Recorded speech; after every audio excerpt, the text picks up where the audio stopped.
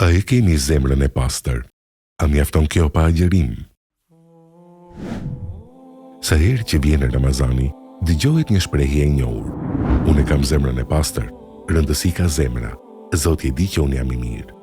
Por lind një pyetje e thellë. A mjafton zemra pa vepra? A mjafton pretendimi pastërtisë pa bindje ndaj urdhrit të Allahut? Ramazani nuk është traditë kulturore, nuk është zakon familjar. Ai është një nga shtyllat e Islamit.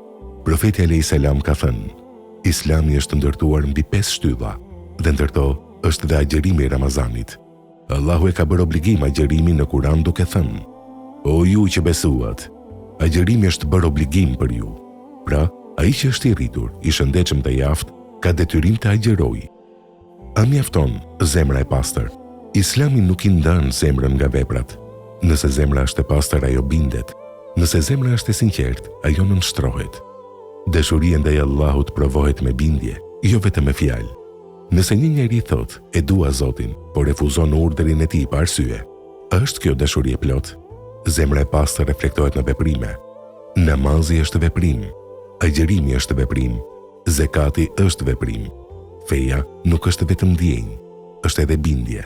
Cili është gjykimi për ata që mund të agjërojnë por nuk agjërojnë? Nëse një person e mohon detyrimin e agjërimit, ai bie në një rrezik shumë të madh në besim, sepse po mohon një obligim të qartë.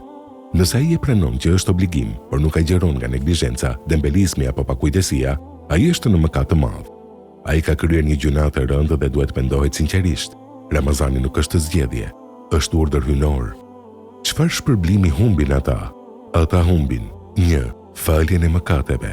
Profeti alayhis salam ka thënë: kush agjeron Ramazanin me besim dhe duke shpresuar shpërblimin, do t'i falen mëkatet e kaluara. Ai që nuk agjeron, humb këtë falje të madhe. 2. Shpërblimin e pafund të agjerimit. Allahu thot në hadith kutsi: agjerimi është për mua dhe unë shpërblej për të. Kjo do të thot se shpërblimi i tij është i pakufizuar. 3. Natën e Kadrit. Si mund të arrihet kulmi i shpërblimit pa kaluar rrugën e muajit? 4. Pastrimi shpirtëror. Ramazani pastron zemrën, disiplinon shpirtin dhe forcon lidhjen me Allahun. Ai që nuk agjeron e humb këtë transformim. Çfarë humbim në ahiret? Në ditën e gjykimit, çdo vepër do të peshohet. Agjërimi do të jetë ndër veprat më të rënda në peshore. Imagjino të qëndrosh para Allahut dhe të shohësh boshllëkun ku duhet të ishte Ramazani yt. Nuk është vetëm çështje urie dhe etjeje, është çështje bindjeje dhe përgjegjësie. A ka shpresë për ata që nuk kanë agjëruar? Po, gjithmonë ka shpresë. Dera e pendimit është e hapur. Ai që pendohet sinqerisht, vendos ta ndryshojë dhe të përmirësohet, Allahu e fal. Por koha është e kufizuar. Askush nuk e di nëse do të arrijë Ramazanin tjetër. E kemi zemrën e pastër, është një fjali e bukur, por zemra provohet me bindje. Ramazani është provë dashurie ndaj Allahut, është provë për ulësie, është provë bindjeje. Mos e zbënco urdhrin me justifikim, mos e zbënco adhurimin me ndjenjë, sepse zemra e pastër është zemra që i bindet të Zotit të saj.